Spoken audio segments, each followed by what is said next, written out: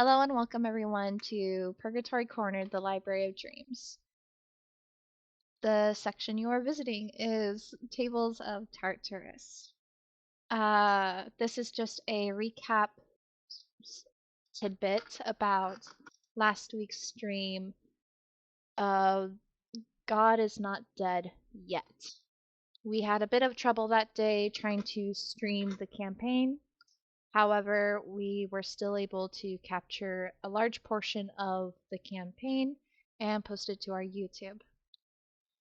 So, we were able to return back to our hometown in the swamps, where we were greeted by many and it was a joyous time. We were able to help our kind start feeling better, but they started questioning us when the story started getting twisted by Klaz wanting to be more heroic in the story and everything. Eventually, word got out, and the priests of the goblin god became angry about the rumor of these goblins turning against him and putting their faith to another god that's not him. So the priests sought out our lovely chaotic group and wanted to basically put them to death. That these heretics do not belong here and they're spreading lies and such, and that you guys should only believe in one God and only that God from this foreseeable future, and not turn your backs on the goblin god. Now, Arev steps up, respectfully, of course, and talks them down, stating that it's like, well, we did all this effort to save everyone here, more than you guys ever could. We managed to heal those that are sick, and those that were sentenced to die are now living, and everything's a lot better now, and yet you're treating us like this? Not Latch not being one of attention during this confrontation was back at home resting and, well, hiding. Whereas Klasky and Klaz were amongst the crowd when this confrontation happened. So, Arev decided to go toe-to-toe with the hobgoblin and managed to basically one-punch him, because that's what monks do, and it turned into a big ruckus as Klasky in response decided to make her escape to Not Latch to make sure he's okay so they can run away. And Klaz had the same idea to just gather up his family and make their escape before they're caught and put to death because of their efforts of saving the goblin town. Now, the goblin elder, I'm sure this is going to be brought up later, but the goblin elder meets with Arev and tells them that it's better that we leave the town. You know, the place that we were raised in and we saved and so many memories and such, but it was for the best that we leave, for the best of everyone around. Now, the story will continue from this point on. I hope you guys enjoy the rest of the chaotic, wonderful goblin story.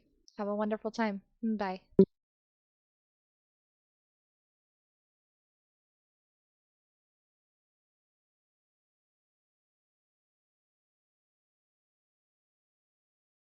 Okay, great. All right, so, Aerith, you're taking a swing at a hobgoblin. Yes, okay, so 17? 17 definitely hits. Cool. And I'm going to use my +1 dagger for this. Oh, okay.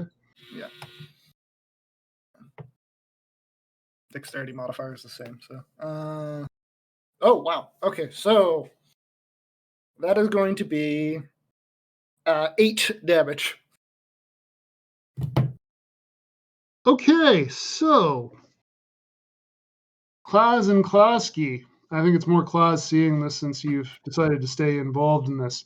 You watched a hobgoblin walk up and assault your friend, and your friend, showing the goblin understanding of proportional force, and just pulled out a blade and just shanked this guy. I would be remiss if I failed to mention, Erev, as a monk, you can follow up with an unarmed strike if you would like to. Yep, I'm going to do that.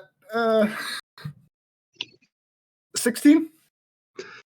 Yeah, he's not really wearing armor or anything. He's more like a deacon or something like that, so he's not in the full hobgoblin gear. So yeah, 16 is definitely going to hit. That's going to be 6 damage. Okay, yep. How do you finish this guy? So I'm just going to slit his throat. And I'm gonna shout to the crowd, "We have nothing to lose but our chains!" Okay.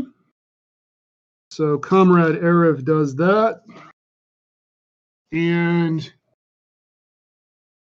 the situation turns extremely bloody, extremely fast.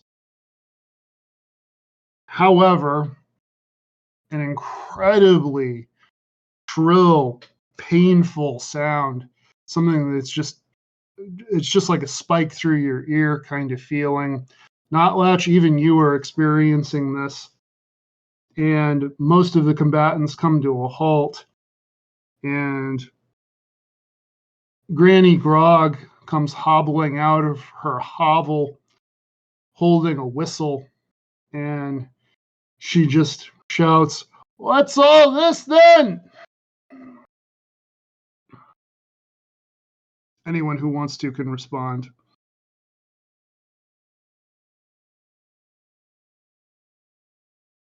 Klaus is still hiding in the crowd, trying not to have attention. Yeah, this is definitely when I leave the workshop to go see what's actually going on now.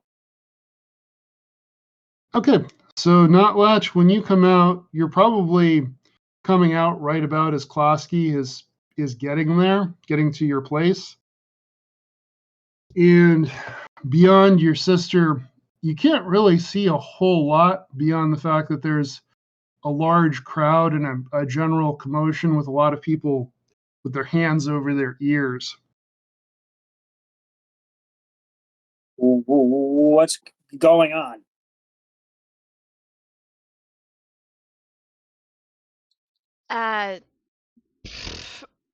Arev started a commotion. I don't exactly know what's going on. I just wanted to make sure I got to you, of course. Are you okay? Yeah. Why? What's wrong? Well, the Goblin God. That's kind of important to our race. Apparently, his priests are pretty unhappy that we went behind his back and talked to another god. At least that's what they're claiming, and they want to hunt us down. So that's kind of the gist of it,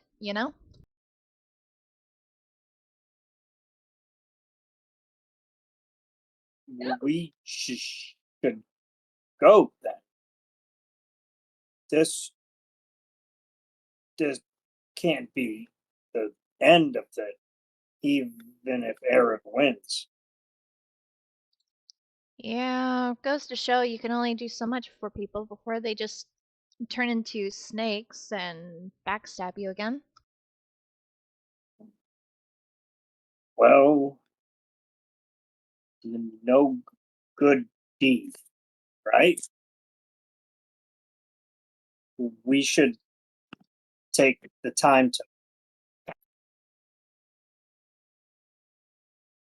and go find class. Yes. No rest for the wicked, even for Klaas. So, last I saw him, he was amongst the crowd. It shouldn't be too difficult to get to him, in theory at least, but there was a bit of fights starting, and I think a Rev actually killed someone. I don't know.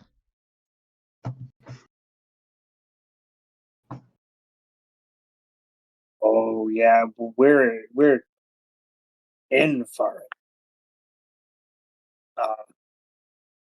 Give me a minute. I will go get my stuff. And he runs back in. Just kind of like packs a go bag. Has his kit and his poison vials and stuff and his blowgun things. And he comes out. Okay, ready.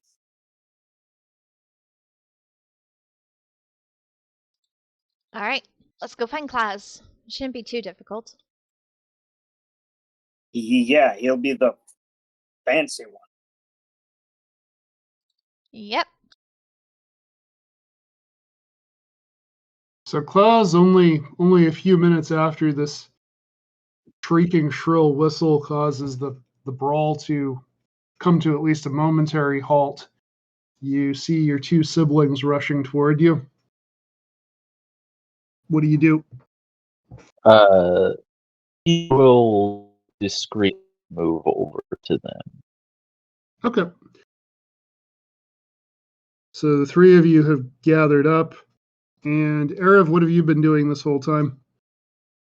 Erev is sort of just waiting to see what happens at this point, but is also still brandishing the knife while looking menacingly in the direction of the hobgoblins.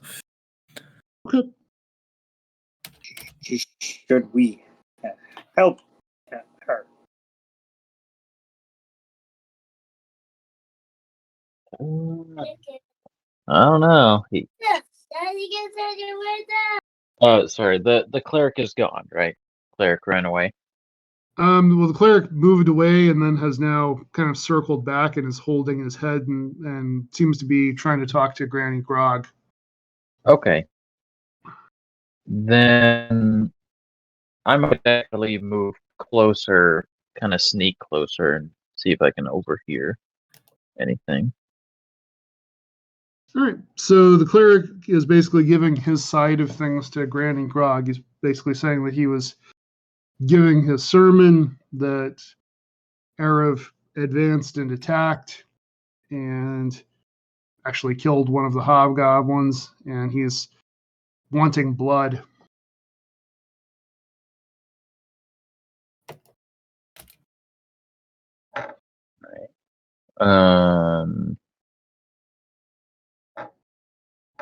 Where's Erev in relation to the cleric?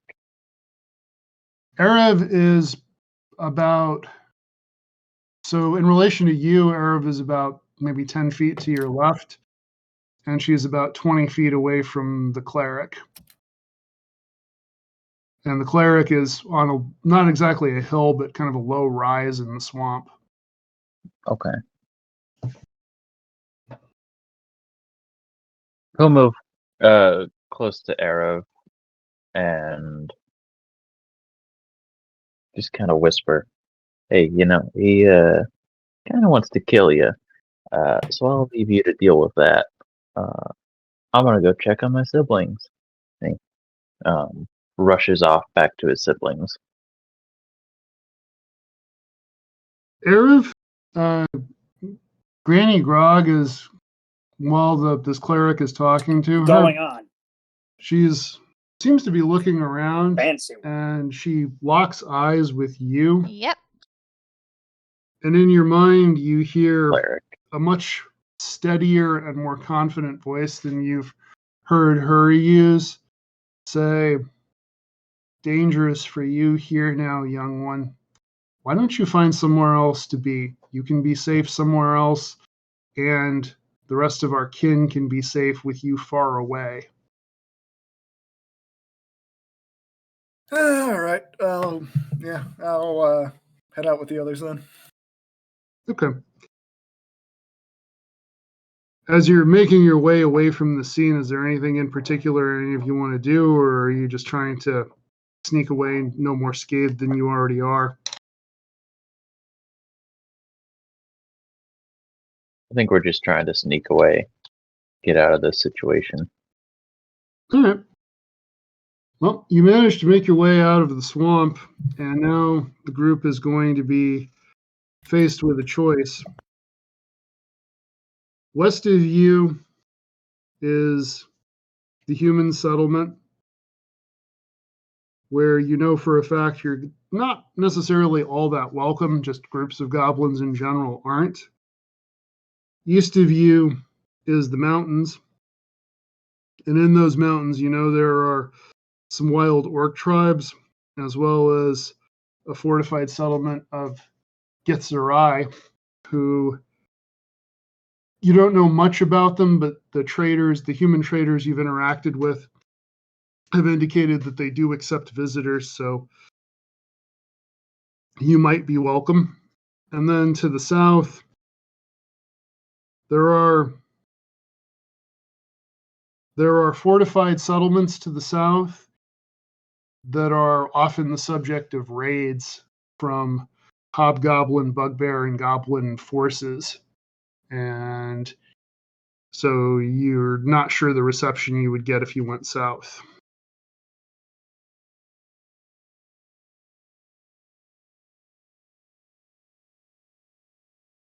The traders that might accept us, which direction was that? The monastery, the two places where you would be most likely to find a warm welcome would be either the monastery, which is in the mountains to the east, although you might have to get past some wild barbarian tribes to get there. And then to the south is the more fortified settlements that deal with raids on a regular basis.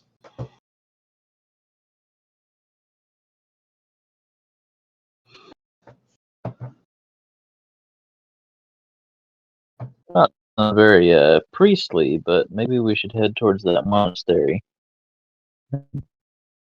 See if we can lay low for a little bit, let things calm down a I bit. mean, we're less likely to be found in a churchy place than anywhere else, because why would they think a goblin would go to a monastery? Exactly. Yeah. Good thinking. Okay. As you all begin your trek, are you trying to proceed as quickly as you can, or are you trying to stay off the road and proceed stealthily? I'd say stealthy. All right. So, since you're not on the road, it doesn't slow you down tremendously, but it does slow your pace somewhat. And it was late morning when you set out. About mid afternoon, you hear commotion coming from behind you. And when you look back, you notice a little bit of dust rising up from the road and like startled birds taking off from wherever they were nesting. This area is kind of a savanna, so there's some tree growth here, but it's not a dense forest or anything like that. You can see for a fair way. Arav will try to get a better look at what's causing the commotion. Okay. Go ahead and make a perception check.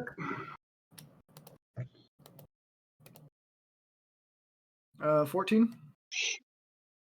You know, on a 14, you see a horse-drawn wagon, and you get the impression that it's probably more than one of them. But it's wide enough that it takes up most of the road, so it's hard to see exactly what's behind it, but you can definitely see movement behind it.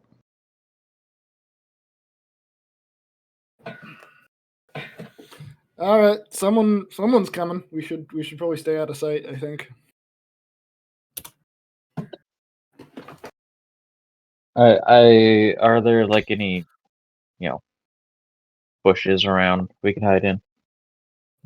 Yes, there's tall grass, there's some bushes, there's trees you can hide behind. It's not, as I say, it's not a thick forest, but there is plant life here and irregularities in the terrain, so you can hide easily enough. Go ahead and if everybody wants to go ahead and give us a stealth check and let me know how you do.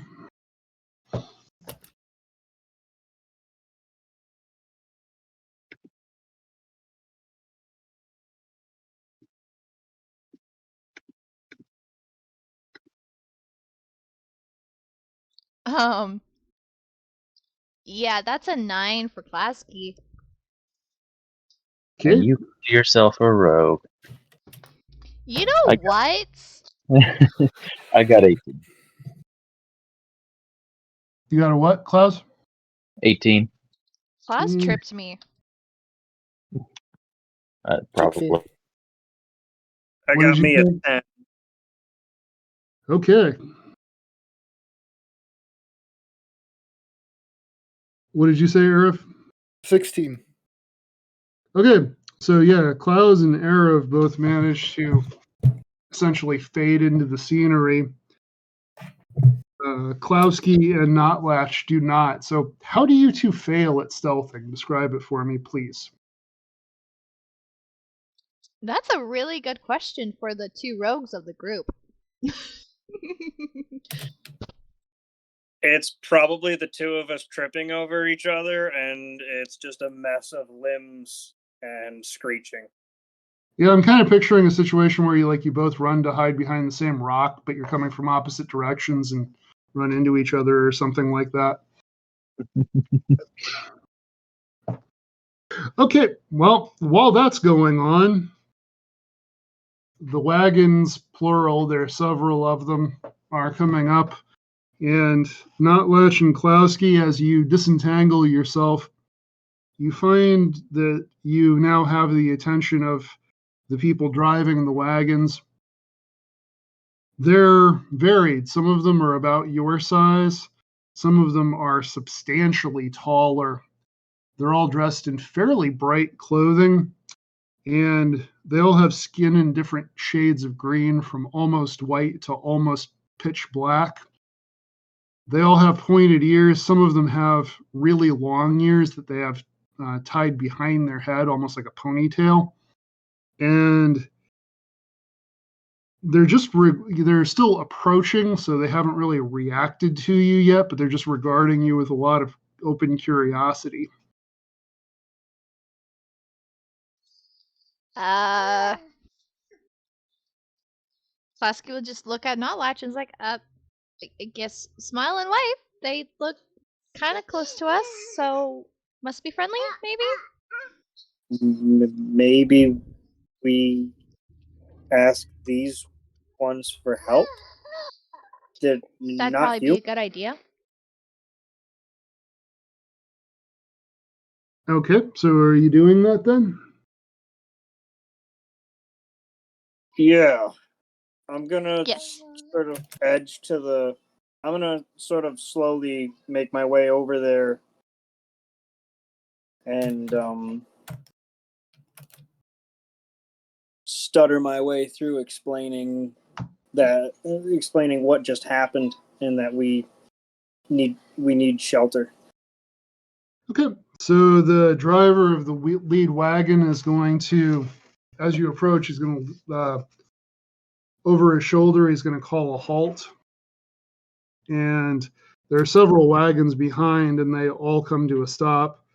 Several people get off of those wagons and come up and just essentially stand around.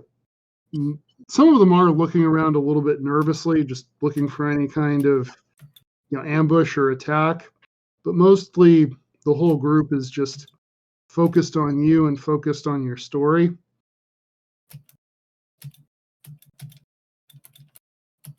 And finally, one of them, who's a tall, almost emerald green skinned woman with a braid of red hair that falls between her ears, which are tied back, she's going to say, so you're looking to go where? Where do you want to reach? Do you want to travel amongst the orcs? Do you want to sojourn with the Githzerai? What's your plan? We were thinking of maybe the monastery. I think we're in the right direction.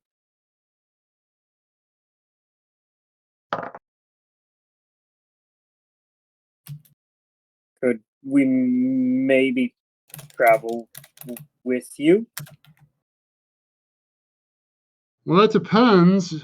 Do your two friends who are still in hiding want to travel with us too? And if so, do they bear us any ill will? She's looking directly at where Klaus and Erev are hiding. Klasky will chuckle. And it's like, well, yeah, we're traveling as a group. My brother and I were just not that good at hiding. We kind of clashed into each other as we saw you guys approaching. We just didn't want to risk any danger, so we were trying to hide, just didn't succeed too well. But yes, the other two in hiding are coming with us. Well, the Verdan are friend to all who are not hostile to the Verdan. You are welcome to join our caravan for as long as you need to and as long as you can contribute, Dylan? whether that be by Don't aiding go in find the Dylan. defense or chores around the camp or helping with hunting Don't go and find so Dylan. forth to gather food along the way. Where's Dylan? If you don't mean us any trouble, we're happy to have you with us, and No, he's not in there, Ruby. perhaps you can tell us a story or two we have not already heard. Oh, I'm sure my brother has plenty of stories for you guys. Anyone who wants to can make would be either a history or a nature check, whichever you're good at. I'll make a nature check.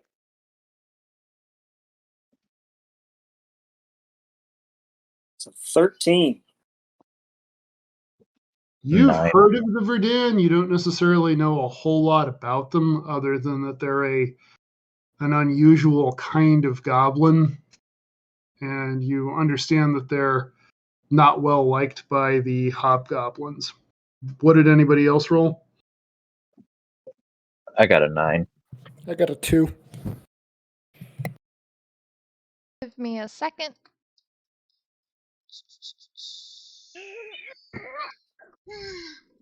Hi, Ruby. On a 9, you don't know anything in addition about the Verdan. On a 2, you were pretty sure that Verdan was some sort of mushroom, but apparently not. I mean, given the Klasky number rolled of a 5. What did you say, Arif? I was just going to say that given the number of sentient fungus in D&D, Erev is completely convinced. Fair enough. What did you roll there, Klowski?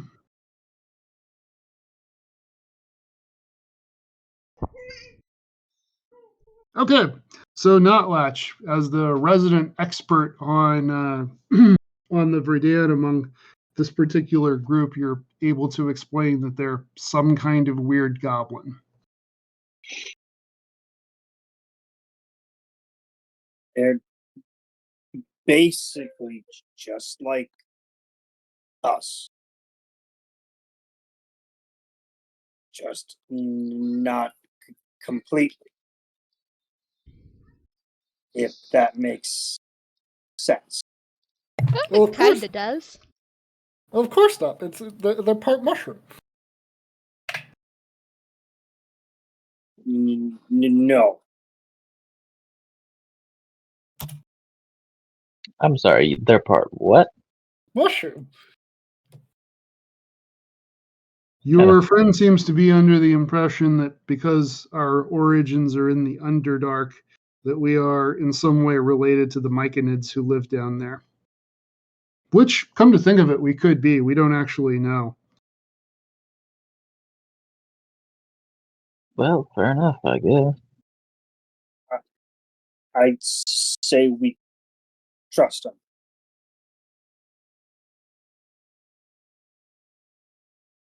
Well, I mean, I don't think we have much of a choice compared to what we were dealing with before, so I think lesser of two evils. Plus, actually, if they wanted us killed, they would have killed us already. can I just insight check real quick and see if they're kind of nice or if they're lying? Of course, go ahead. 11. You don't have any. Okay, go ahead.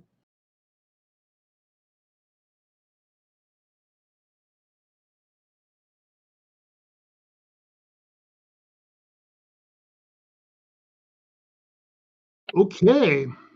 Well, on an 11, Klaus, you're able to gather that they're curious about you. They seem to view you as more of a novelty than anything. They don't seem immediately hostile.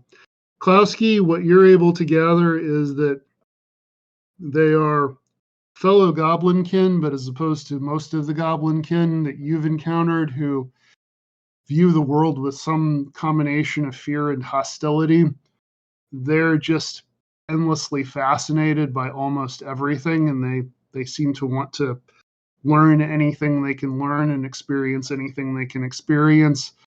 But again, unlike most goblinkin, the list of things that they want to experience doesn't include murder, so they're not a threat to you. I'm not too worried about them. I mean, they seem as curious and happy with life as when Notlatch was a baby, you know? Well, I guess you wouldn't know since you weren't around when he was born, but I wouldn't worry much about them. They're just not scared of life, it seems. Relax. Honestly, at least we're alive for another day.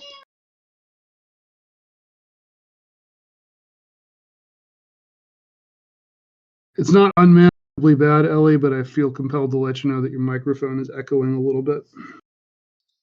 Thank you. All right. Are you all going to see if they'll let you ride in their wagons with them, or are you going to walk alongside? He'd probably ask nicely. Okay.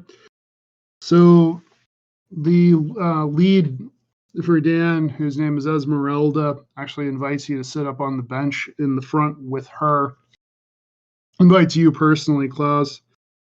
And the rest of you are able, there are about a dozen wagons in this caravan, so the rest of you are kind of able to find spots to settle in.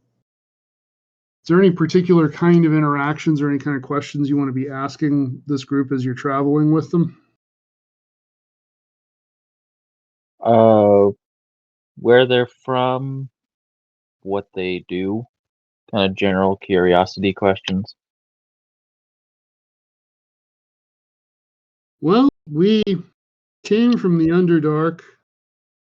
I'm told that we are related to or descended from goblins and hobgoblins. But there was a greater power called that which endures, which passed by the realms decades ago and changed us. So now we roam the surface as trying to maybe not find our place in the world. Most of us are content to wander, but just figure this world out and figure out what it is to us. And being a bard, you will have heard some stories of this event. It was long before your lifetime, probably a century ago, that a strange being passed by the realms, and there were a lot of weird magical events that happened. And apparently the creation of the mutation of the Verdan from goblins was one of them.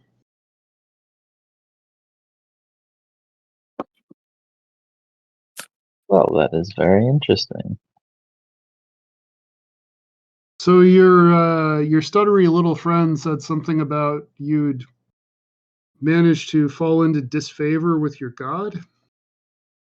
Well, I wouldn't say my god per se, is more of a goblin god. Yeah. How do I put it? Not like most goblins. Personally, I don't do the whole deity worshipping thing. But to summarize, goblins were having a hard time with the disease. We went to the humans, somehow got blessed by their deity, and then, well, apparently that pissed off a cleric of our god. How do you like that?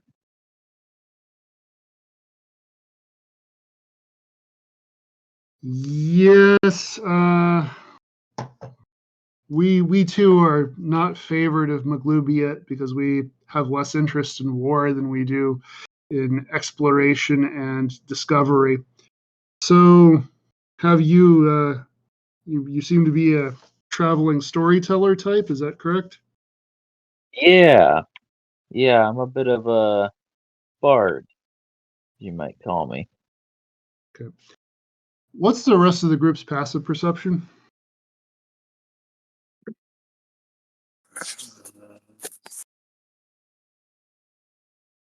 $13. 15. I heard 15 for Notlatch. What was it for Arev? 13. 13? 15. 15.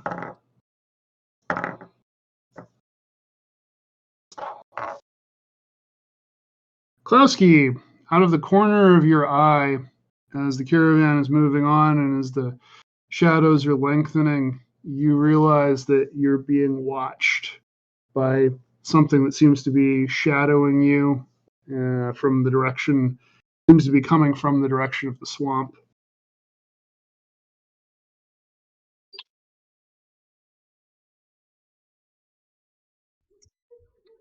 She's going to try to get Klaus's attention. It's like, hey, big brother, I'd hate to ruin your, whatever this is you do.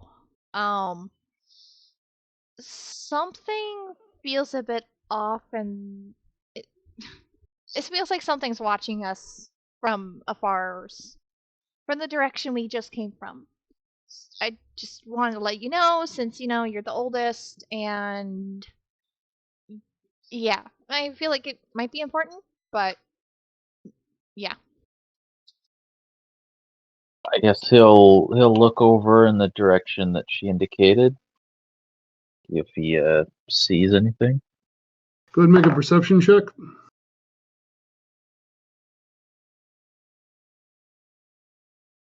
Oof. 7. There's nothing there. You don't know what she's on about. You think you need your eyes checked? When was the last time you saw an eye doctor? What? No. Never mind. I survived this long without you around. I'll just keep watch of Latch. And she walks off, keeping an eye out for whatever's watching on them. All right, so Klowski, since you're now actively watching, go ahead and give us a perception check, please.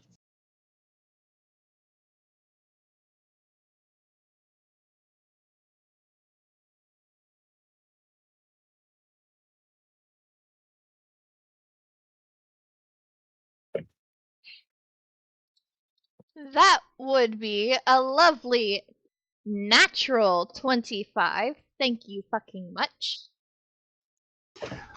All right. So on a 25, what you realize is that moving between the shadows of the trees are pretty much a full contingent of hobgoblins, goblins, and bugbears, and they're just being extremely stealthy and keeping a healthy distance from the caravan, but they're definitely shadowing you. Huh? Well, fuck. Okay. Yeah. She's going to throw a threatening dagger. Oh, actually, she's gonna try again and go to Klaz and the leader of the caravan one more time. It's like, okay, for sure this time, I swear it on my life, there's hobgoblins and other creatures shadowing us from a distance of the caravan. we need to be careful. They're really close to us. You need to believe me.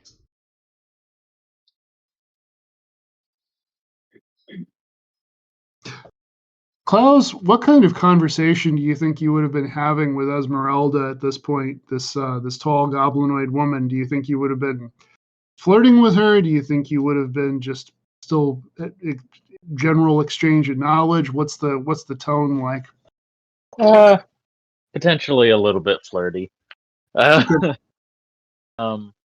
of talking, getting to know her a little bit. Probably a lot of flirting. Okay, so she's going to actually just for no reason go ahead and give us a charisma check. All right.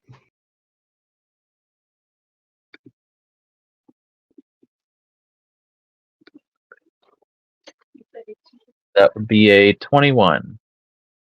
Okay, so Klowski, as you make the pair of them aware of this situation a little more urgently, Esmeralda is going to turn away from your brother, visibly irritated. But when she looks at the direction that you're pointing, her eyes are going to go really wide, and she's going to go ahead and give the order to circle the wagons, which her people rapidly do.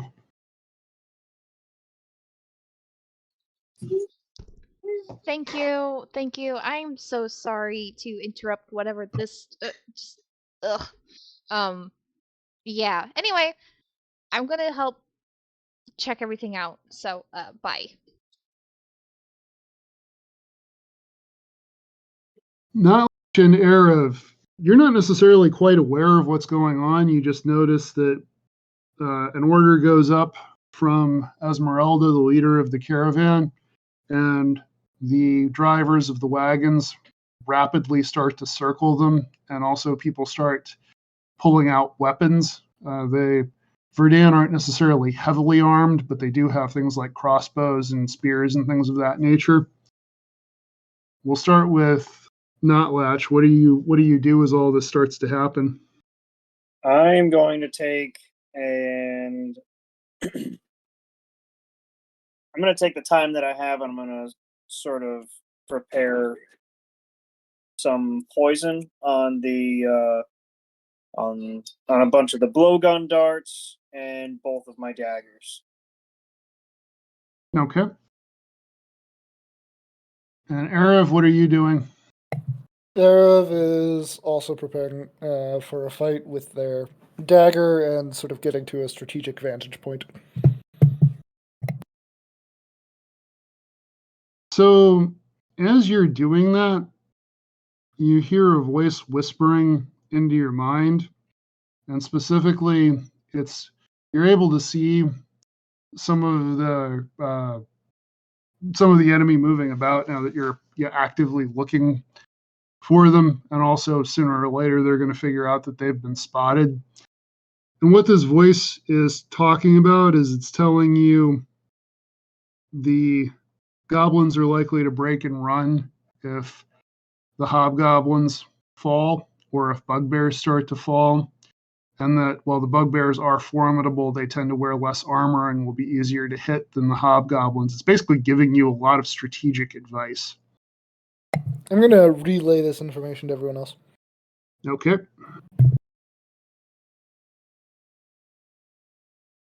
All right. And Claus, know that your conversation has been interrupted. What are you doing?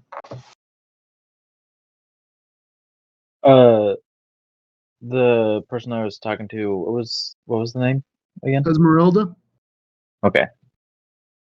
He'll draw his rapier, turn to her, and just say, "Esmeralda, don't worry. I'll protect you." And he will be ready for the attack. Okay. Do the four of you want to be up on the wagon? These are essentially covered wagons. Do the four of you want to be positioned on the wagons for this event, or do you want to be ahead of them, or how do you want to be located? How many wagons are there? there are 1, 2, 3, 4, 5. There are 6 wagons all in a circle, and there are also about half a dozen Verdun who have emerged. It seems like it's the most physically capable from each wagon because there are families traveling in all of them.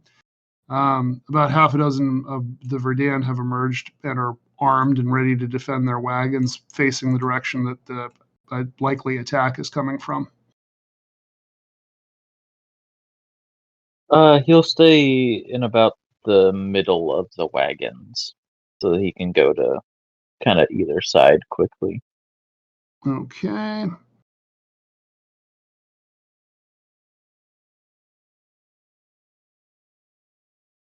Notlatch, where are you posting up? Actually, here, before you answer me, here, let me share my screen here. Go.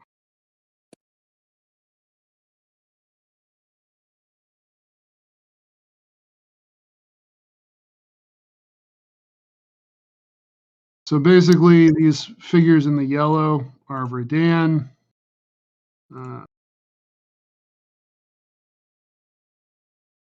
Sorry, 1 second. This guy with the fancy hair is your brother, Klowski. And that's you, Notlatch. So where do you want to be? I am going to just kind of bolt behind the wagon that's right behind me. Okay. So you're in partial cover with that wagon. And Klowski, where would you like to be? Your character is going to be this one with the blonde spiky hair. Plosky is going to stay in the front, but kind of close to Notlatch to protect him. Okay. And then Erev, you're the redhead I have highlighted. Where do you want to be?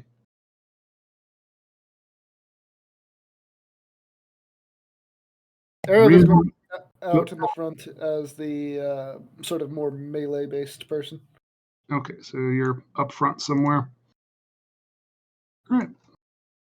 The Verdun are forming up around you. The same priest as before is going to emerge. At this point, though, he's wearing heavy armor, and in addition to his ceremonial axe, he also, wrong figure. In addition to his ceremonial axe, he also has a heavy shield. And he's going to call out, just hand over the heretics, and we will let you go. We don't have any interest in your caravan, Muto. And as you all look at Esmeralda, you can tell that she's a little bit torn because her people, it isn't that they aren't capable of fighting, it's just that this doesn't look like a great situation for them, given the numbers they're up against and so forth. Does anybody want to say anything or do anything in this moment?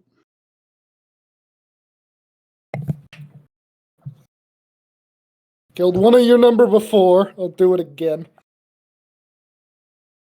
Coward. I'd like to remind everyone that this is the same person with the bread-obsessed goblin before that had us into all sorts of fun trouble. I believe that was the one that WWE style wrestled a dragon at one point, so it's kind of in character. Yeah. So anyway, this is going to be fun.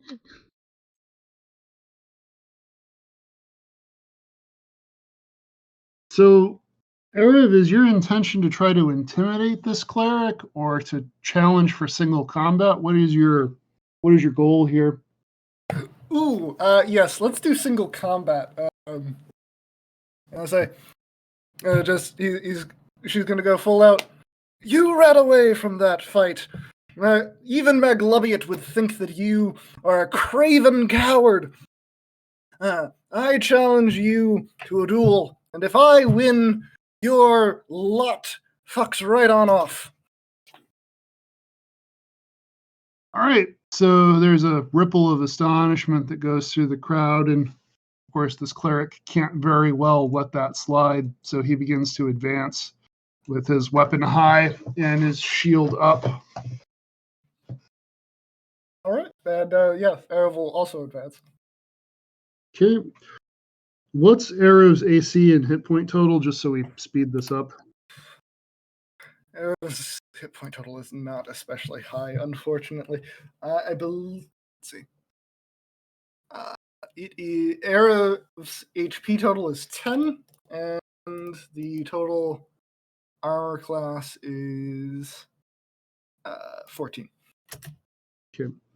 Keep in mind you would have had a chance to short rest since the swamp, so you would be at full HP, whatever that is for you. Yeah. Okay. All right.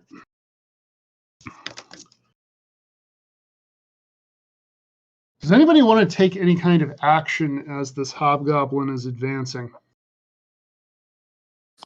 I would. You can go first. Actually, yeah. So I'm gonna try and just be kind of sneaky when while Arav's walking up, to sort of stealthily, I guess, hit him with one of my poisoned blowgun darts. All right. The hobgoblin. All right. So you can go ahead and use steady aim in this situation to give yourself advantage. That's a rogue ability.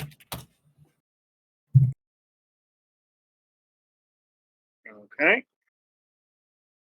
Here we go.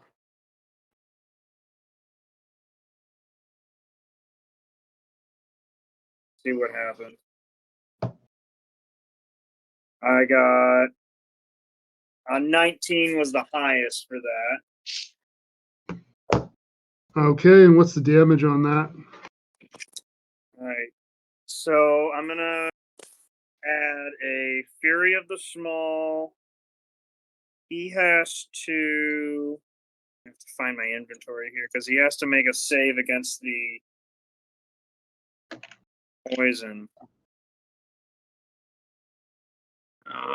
He has to make a DC 10 con save, or he takes 1d4 poison damage.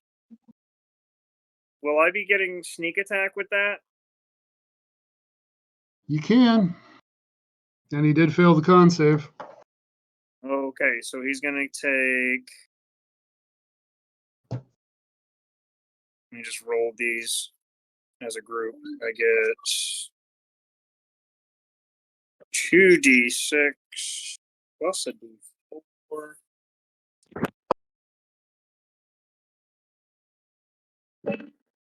That is 10, 16 total damage. You said 16 total? Yep. Okay. He is considered poisoned. Yeah, he's also considered dead because that was more than his hit point maximum. So Arav is just going to square up in this massive fight, and then this person twice her size just falls over. Nobody will know why. Actually, yeah, go ahead and make a stealth check. Let's see if anybody does know why. They'll just think it's Klaus. I mean, Klasky. 25 stealth. Damn! Okay, that's my brother right there, guys. Better watch out. All right, so there's just general shock and confusion among these hobgoblins, bugbears, and goblins. As far as they're concerned, they seem to think that it's something that Arav did, but they have no idea what. So I'm going to capitalize on this and shout to the goblins and hobgoblins. I said it before, and I said it again. We are blessed by a true god, not a usurper like Maglubiot. Run and flee, lest ye face their wrath like this priest did, this false prophet. Right? They pretty much do. I mean, they're pretty much backing off, and as the goblins and hobgoblins waver, the Verdan become a lot more certain and sure of themselves. It's a I'm not sure quite the terminology, but it's almost one for one. As the Verdan see their enemies wavering, they become more certain, and as the goblins see their enemies becoming more certain, they become less so, and so they retreat. They run away from you.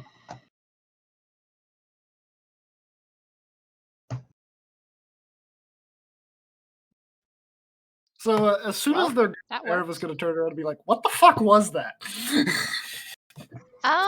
Good question. That wasn't you? No. That wasn't me. Well, it wasn't me. I didn't do anything. And Plasky will look toward Just the not latch. just a liberal application of poison.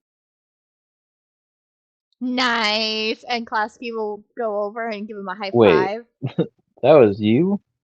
You did that? Uh-huh. Kind of That's my little runs brother. up and just kind of gets you in a chokehold, ruffles your hair, like, wow, you did so good. I'm so proud of you. You're so great, not latch. You're so great, not latch. You did so great, and you killed him without even anyone noticing. Oh my gosh. We needed them scared. Oh, You saved everyone, not latch. That's pretty heroic. Hey, I mean, I could have killed him. I was going to. sorry, I didn't want to see you get hurt.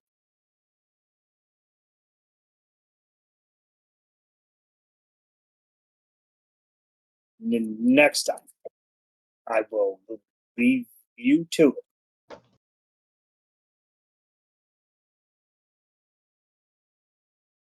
So, as Merelda's going to say, as entertaining as whatever that was,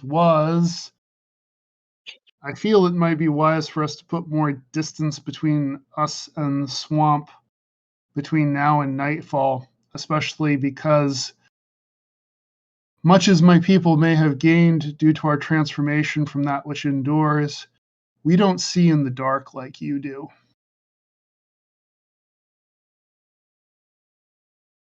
Yeah, I agree. We should probably get moving.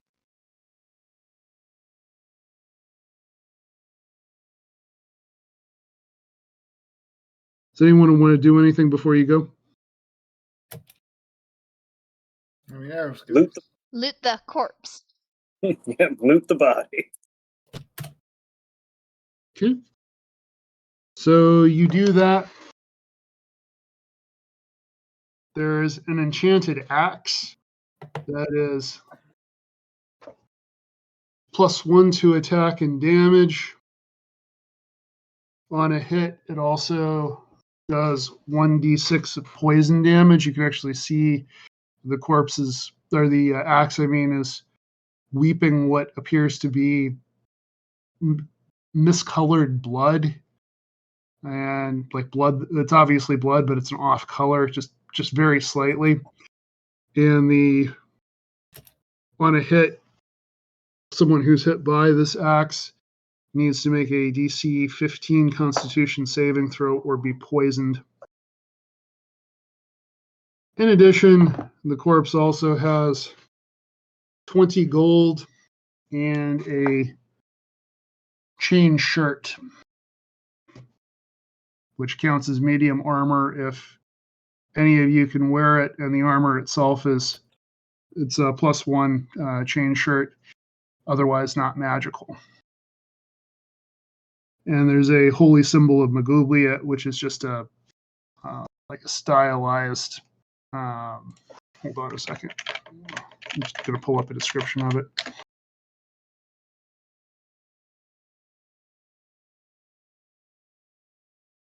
It's like a stylized double-headed axe.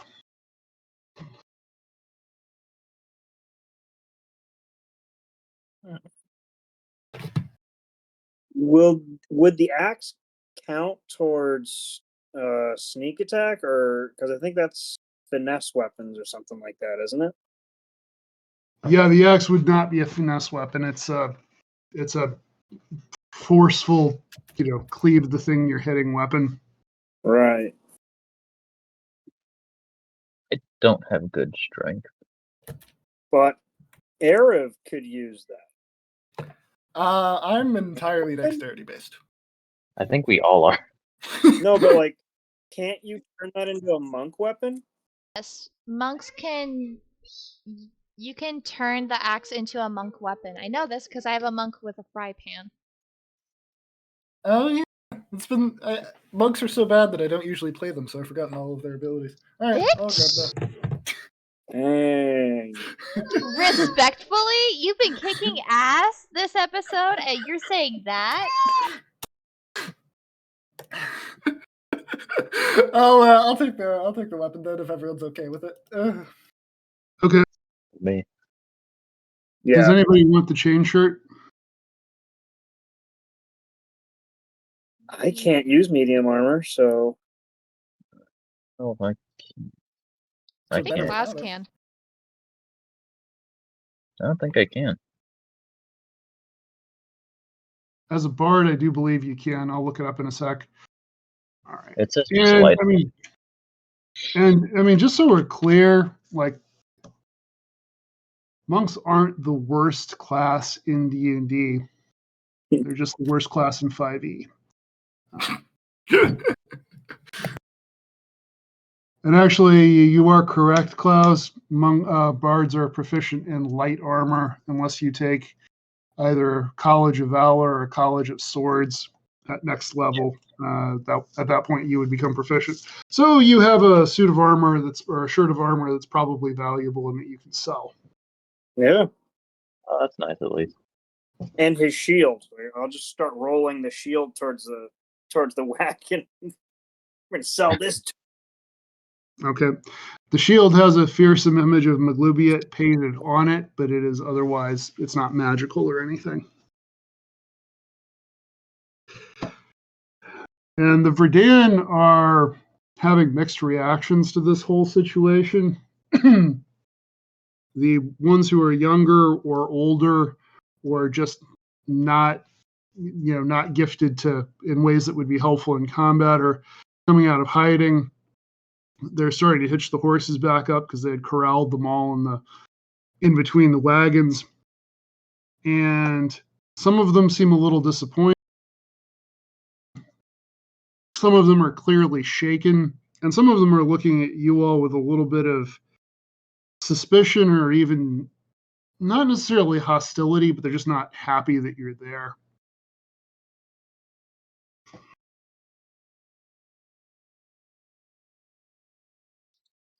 Well, lesser two evils, but this feels no different than home.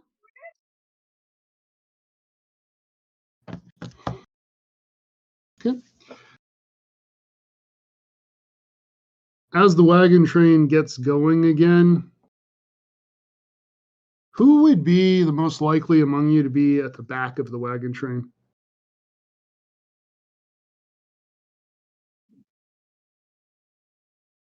Probably. If Esmeralda is back there. Esmeralda would be at the front. Okay, then no, not me. Probably not Latch then. Okay. Klasky would be near not latch, so. Okay. And actually, Klowski and Notlatch, you both have the same passive perception. Yep. So when you as you look back, as the wagons are rattling away, you see the fallen priest start to stir, but you are already putting distance between yourself and him. And as the wagon train rolls on, you at length reach a clearing, and you see that there's actually a burn pit here, and the Verdan immediately circle up their wagons again and start setting up camp. You can tell by the routine and comfortable way that they go about this that despite the fact that they're clearly a little nervous and clearly a little rattled from everything that's happened, this is one of their regular campsites. So they're used to being here. What are you going to be doing as this community that you're new to and not really familiar with their ways and customs? What are each of you going to be doing as they're making camp?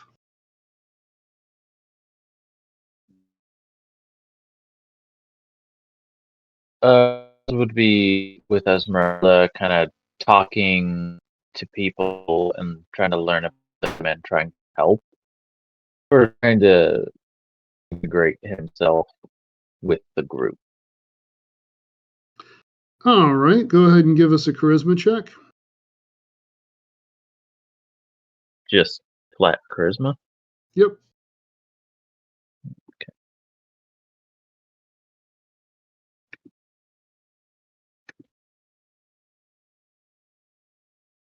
15.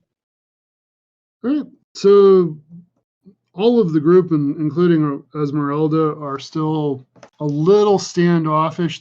It's not even so. Some of them do seem to be nervous about you in particular. Others, including her, it's not necessarily a personal thing. It's just that they just had a near miss with what could have turned out to be a very disastrous encounter for them. So they're a tad shaken, but you get the impression that it generally goes well. Klowski, what are you going to be doing? Plasky would be just hanging out with Notlatch and probably just helping him do his poisons or just keep him company because that's who she really has. So. Okay. Which I guess will bring us to Notlatch. What are you getting up to?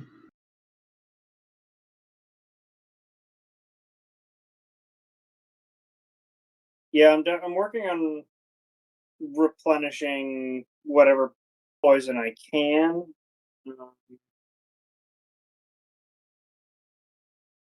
I mean, I do have my poisoner's kit, so. But like, I turned to Klasky. Did you see what I saw when we left?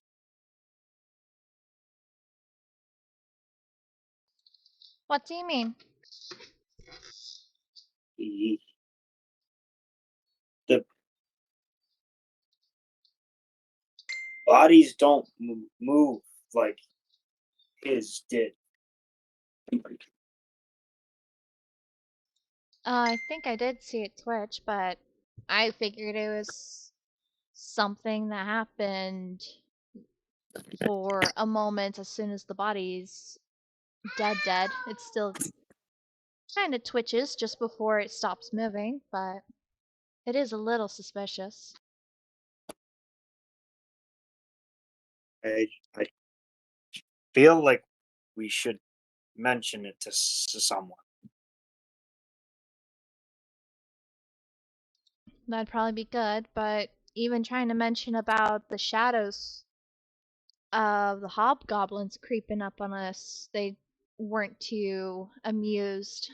I mean, warning them, but we can definitely let them know. What if we just tell Arav and Klaz? Class will be probably busy talking up the leader, but it would be best to let Arav know. Maybe Class if he's not too busy, but at least it'd be better for people to know than just us.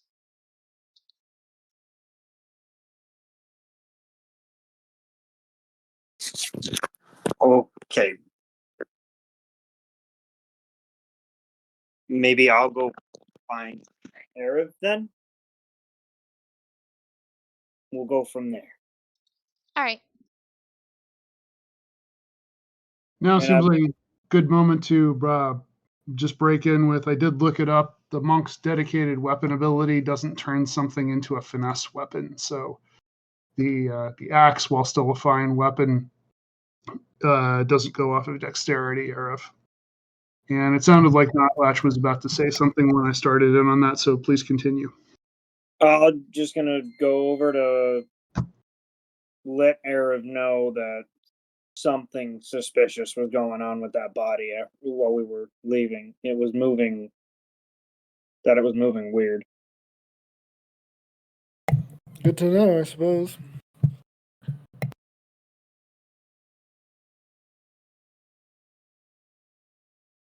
Arab, what would you be doing as everybody's setting up camp? Arab's going to be keeping watch, I think.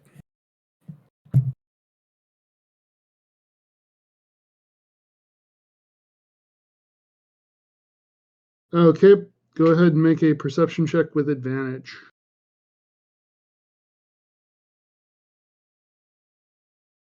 Uh, 17.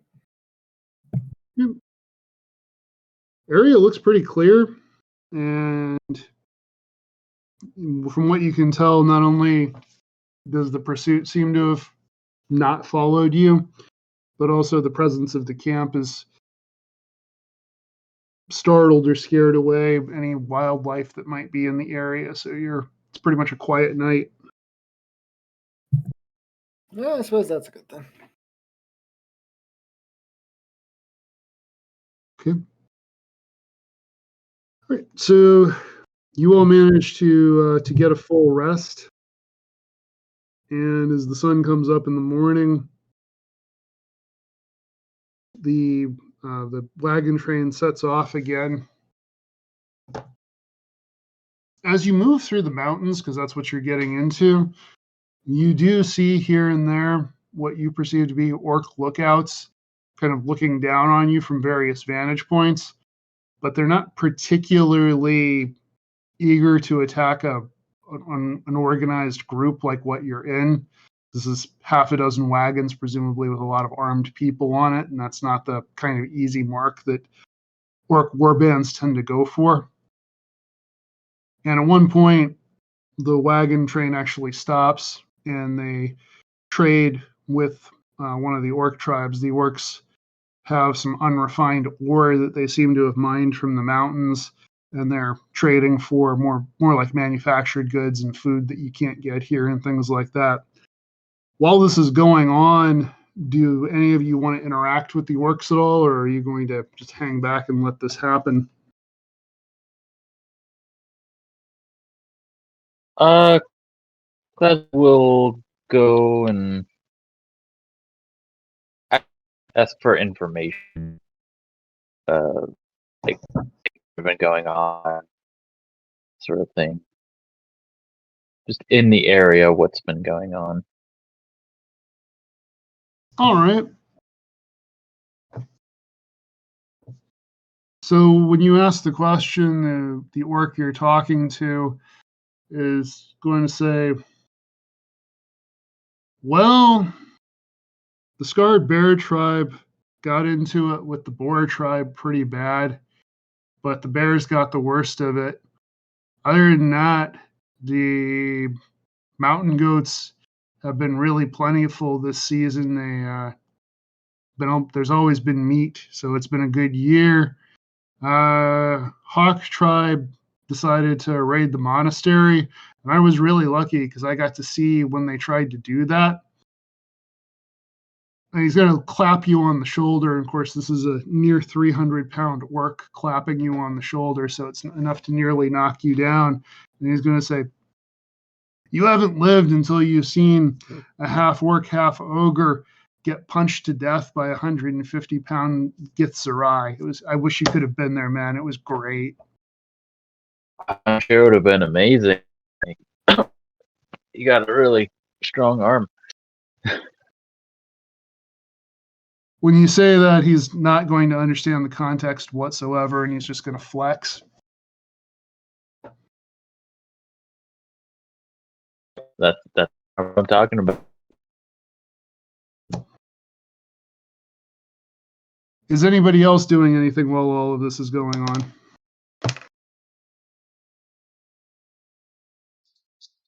Klasky would just be watching and kind of just learning what class will do because usually she doesn't do social situations at all. So she'll just be hanging back.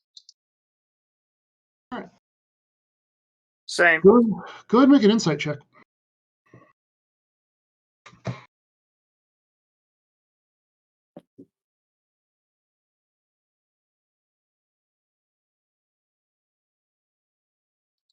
That is a 19 for Klasky.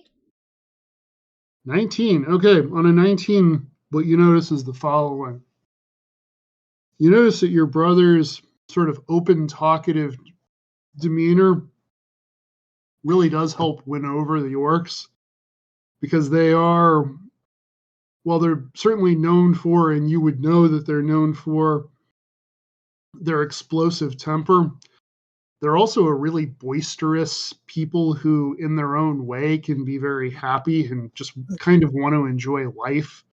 So having somebody in their midst to tell their stories to who hasn't heard them before and who might not call them out if they're embellishing their stories, and also to hear new stories is very welcome for them.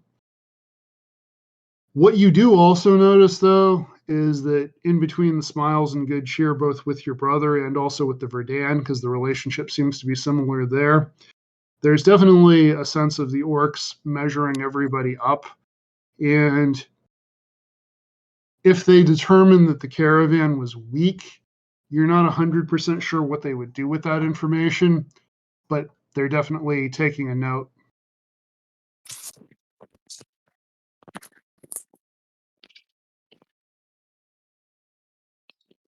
So that's how he does it. Interesting.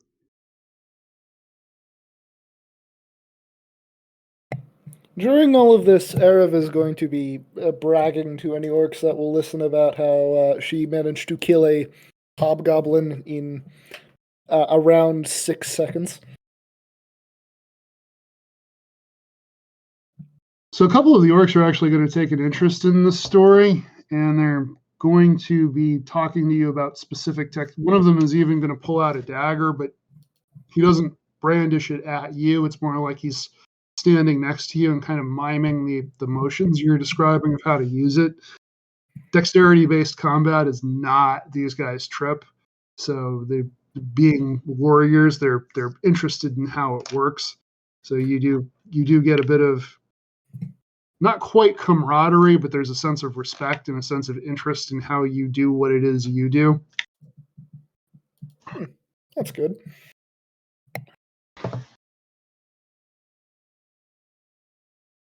What's not latch up to?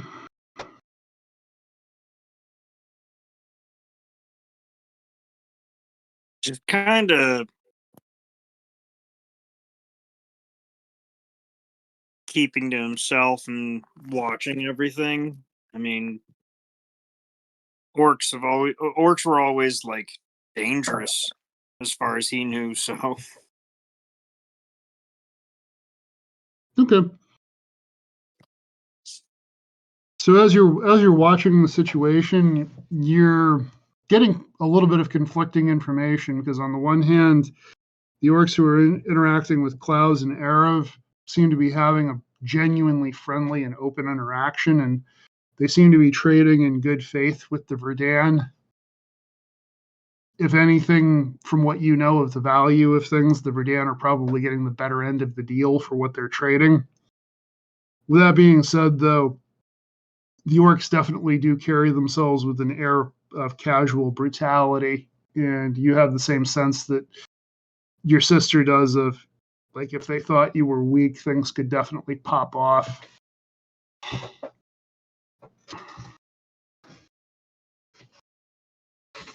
So by and by, the trade session ends, and the caravan continues to wind its way into the mountains. The next few days are uneventful, other than being just cold and windy and unpleasant. And it's not necessarily that it's all that cold, it's just you're used to living in a swamp where everything's close and warm and so forth. But at length, you come to something that to you looks like just a magnificent castle. It's built on a mountain plateau. The walls are made out of some kind of red stone with a lot of yellow ornamentation on it. And there is a massive drawbridge, something probably 30 feet long, that as the caravan approaches, the drawbridge lowers. And a procession of some of the tallest and thinnest people you've ever seen emerge. They have hair in various colors, but all in styles where it's either braided or tied in top knots and pulled back. They're wearing fairly austere clothing, and they all have small, almost like pug noses and pointed ears. And they come out to meet the caravan. And again, it's a situation where a lot of trade starts to happen. What do you all want to be doing in this situation?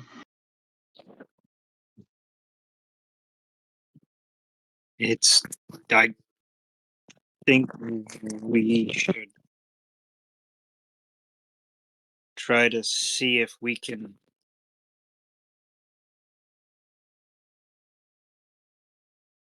get protection. Sanctuary, yes. Or at least somewhere to stay. That'd be quite nice. But now that we finally reached this place, it seems pretty okay. It's like looking at a lot of classes all around, though. I'm a little scared.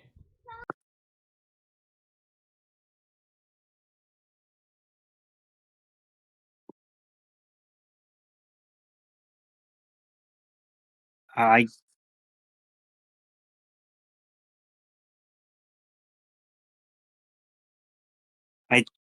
don't want to wear out our welcome.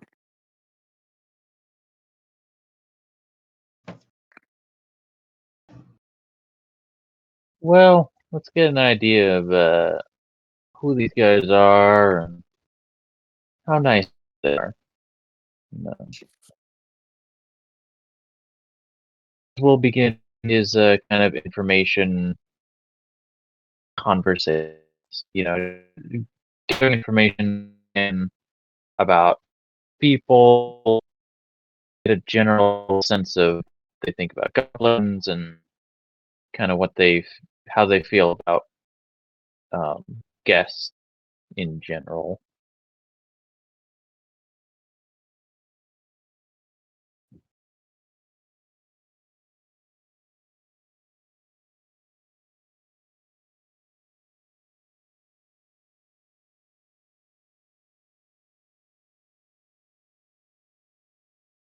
So does one of you want to step forward and be the one who makes the introductions?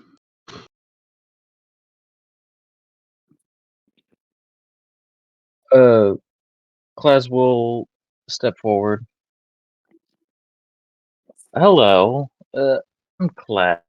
These are my younger siblings, Classy, not over there, and our good friend Arab. We've come here on a bit of a journey, and we were hoping to maybe stick around, if that's all right. One of the Githzerai who has white hair and slightly wrinkled skin and just generally looks older than the rest. He's going to look at you and then look at the Verdan and then look back at you and to Esmeralda, who's going to say, "How did you come by this young fellow, Klaus?" And she's going to honestly explain the situation, and he will turn his attention back to you and say, "Well, it's not very often that we have the chance to speak with and learn from goblins."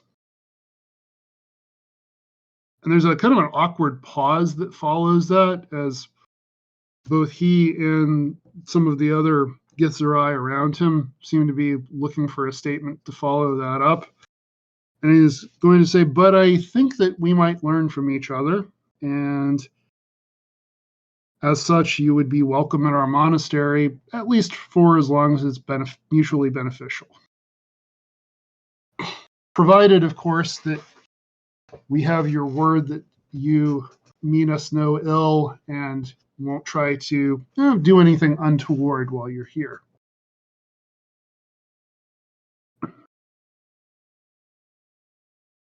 We will be lovely guests.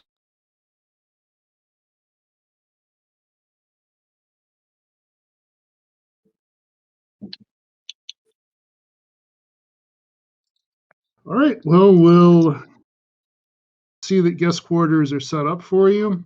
And he's going to signal to one of the younger Githzerai, who comes forward and basically very curtly instructs you to follow him into the monastery. He follows. Okay. What are the other three of you doing? Arv will also follow. Class Key will follow, as she's taking mental notes of interactions. She's doing what with interactions? Your microphone's problematic. Yeah, it's having a bit of trouble. She's taking mental notes of interactions and how to basically talk to people, as class does. Okay. So you're experiencing a little bit of confusion in this situation, because whereas the orcs you had just met a few days ago, and in some ways that was the most extensive interaction you really viewed between your people and people who weren't your people, because your interactions in the human town were all pretty clipped. Whereas the orcs were loud and boisterous and blustery and all puffed out, the Githzerai are very quiet, very reserved. Very rarely do they laugh or smile. And while you get the sense that they're capable, they don't feel any need whatsoever to tell you about it. And additionally, as you see them talking to the Verdan, they are gathering information about the outside world, but they're not gathering it for the purpose of hearing a story. It's just strictly information. So this is almost the opposite kind of interaction from what you had witnessed before.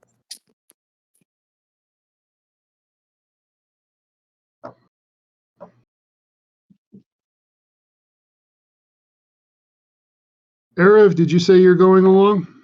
Yes, I did. Okay. All right. So as you make your way into the monastery, what you find is that monastery is actually a little bit of a misnomer. It's more like a monastic city. There are Githzerai children here, but everything in this place is just immaculately clean and well maintained. There are a lot of gardens. There's spots that food is obviously being grown and things of that nature. And you were led to a set of reasonably, but only reasonably comfortable rooms where you're able to get situated and you're able to, take food and rest for the night. And the Githzerai who's led you here has says, no doubt the headmaster will want to speak with you in the morning, but we know you've had a long journey, so be at peace. And when the morning does come, just a little bit earlier than is entirely polite, like right before the crack of dawn, basically. Erev, you're going to awake to a Gith Sarai, essentially gently but firmly nudging you awake.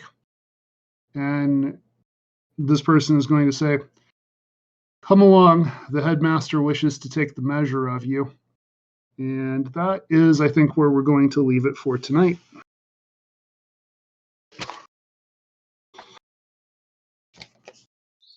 Nice, nice, nice. How exciting. What was that? Oh, I am in. I was saying, nice, nice, nice. How exciting. Oh, my Hmm. Discord's flickering. Hopefully next week when we do this, both Discord and